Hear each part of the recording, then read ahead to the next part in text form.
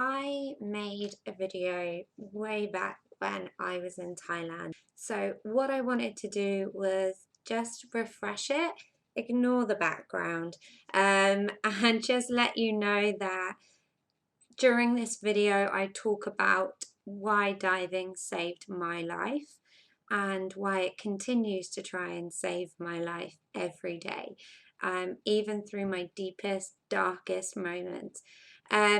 So yes, let's get started. You can laugh about how badly I do videos. I am freaking terrible at speaking on camera. Diving literally saved my life. I was at the point before learning to dive of wanting to commit suicide. That's how bleak it got, and that's how real this story gets, really. You know, there was many times that I was just sat on my own going, what's the point in living anymore? There is no point, right? Because nobody cares, there's no one there who needs me. You know, everybody would be fine without me, life would be better without me, no one gives a shit. So as you can see, I'm not actually in Thailand anymore. I'm actually in London.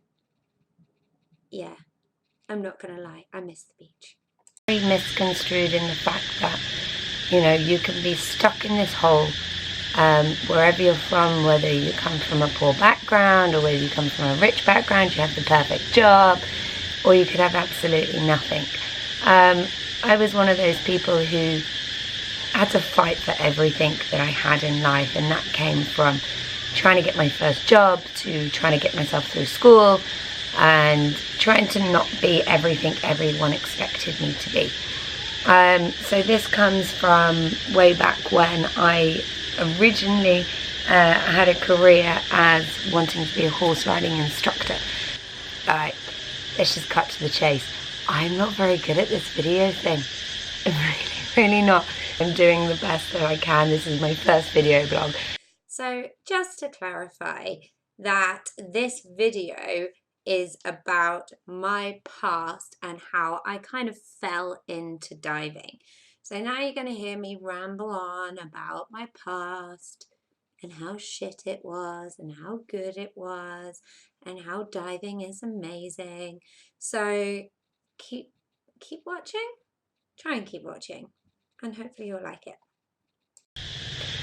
So, what's my story? So, I was never born with a silver spoon in my mouth. I had to work for everything I had in life. That means that me and my nan, my uncle, were pretty much surviving on about £30 a week in a little village in Wales. Who would have known that I would now be living a life on an island in Asia, teaching people to scuba dive. It was something that had never come up in my career plan. It was nothing I had ever aspired to do, and it was nothing I was ever really interested in. The kind of story of how it started was, you know, I'd always suffered from back problems from riding horses over the years, competing on them, through long distance riding as well as show jumping, and a bit of other stuff kind of thrown in aside. Now, I went over to university to do sports science and equitation coaching, and that was my dream. I wanted to be a horse riding instructor, and I wanted to, you know, coach national teams and go into professional show jumping and professional endurance racing. During about halfway through my second year of university, I had a horse riding accident.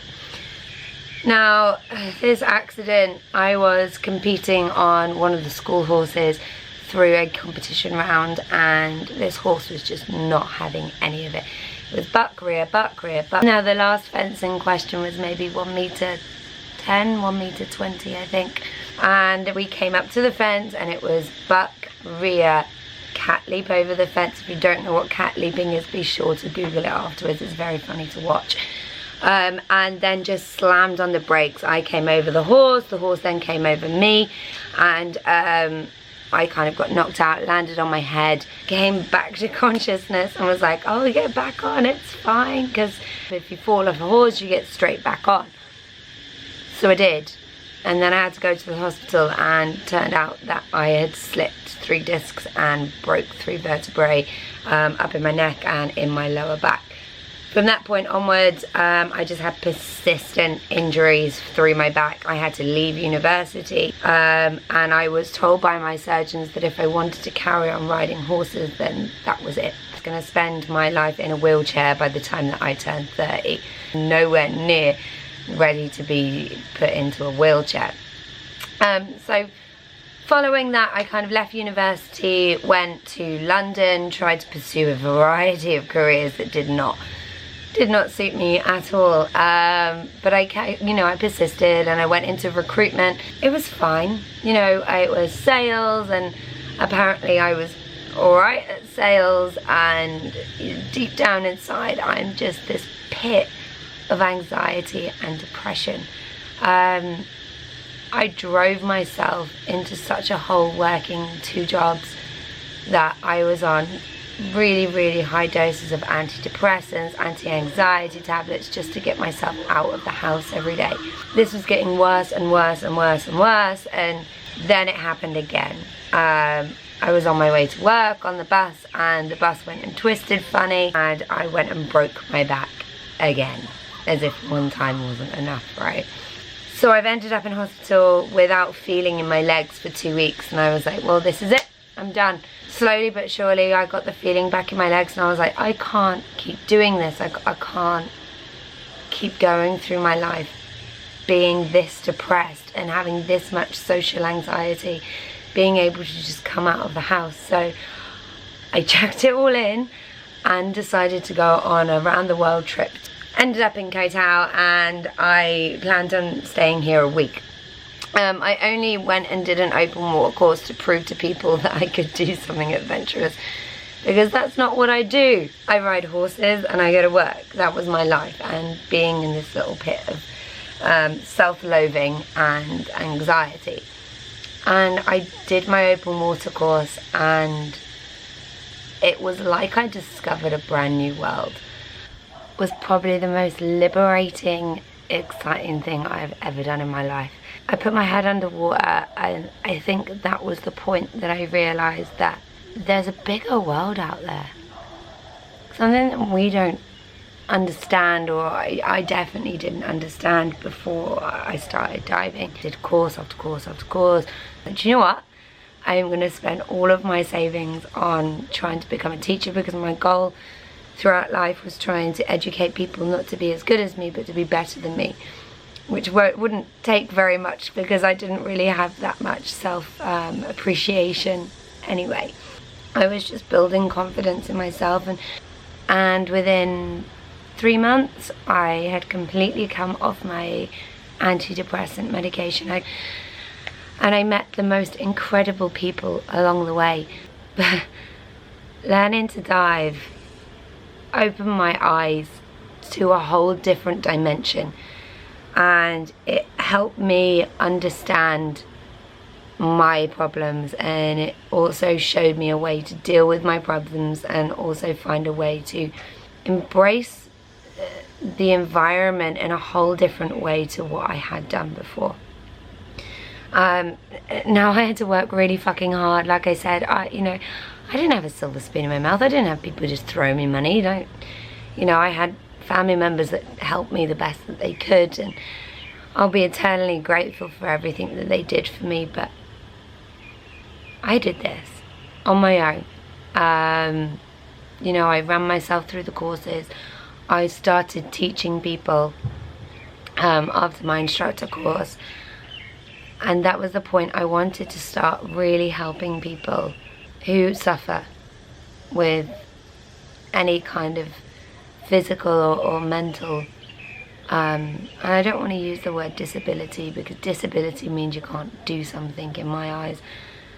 And diving, there is no limits to diving. You can do it if you are deaf, you can do it if you are blind, you can do it if you have one leg, you can do it if you have depression, you can do it if you have anxiety. It's the best, most liberating experience that you'll probably ever come across. It took time, and it took patience, but I've had the opportunity to work with a lot of students now who are sufferers or people that didn't want to admit it in the first place, but I've become very good at reading people when they're learning to dive and trying to help them overcome their fears, you know, small things like claustrophobia. Some of these people have gone on and become dive masters, dive instructors, videographers, photographers, and some of them have just decided that, yeah, diving's fun. Diving is something I can find my release from. When I go diving, I'm living in a dream. You know, don't get me wrong, there aren't days where you don't have downs, and it doesn't completely get rid of your issues, but it's a way of coping.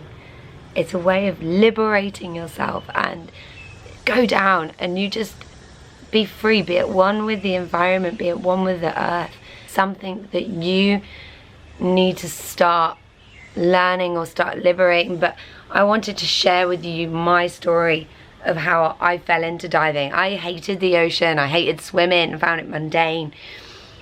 You know, I didn't like water I couldn't stand up in, I got seasick, and guess what?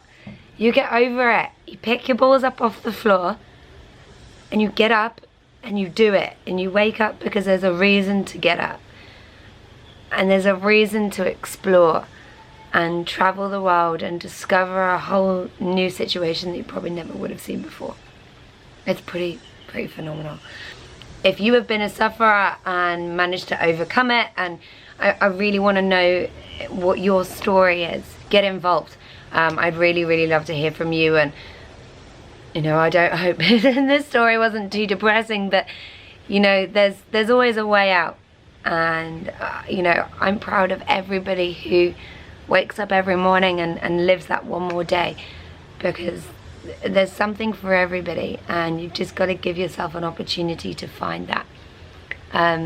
Thank you for watching. So yeah, thank you for watching this video. I know it took a bit of time, but if you want to contact me, you can find me on Instagram and Facebook under Dive with Kristi. I'll leave a link below, and that's the way you can get in touch. I would love to know your opinions and your thoughts on this blog and kind of what you think of it.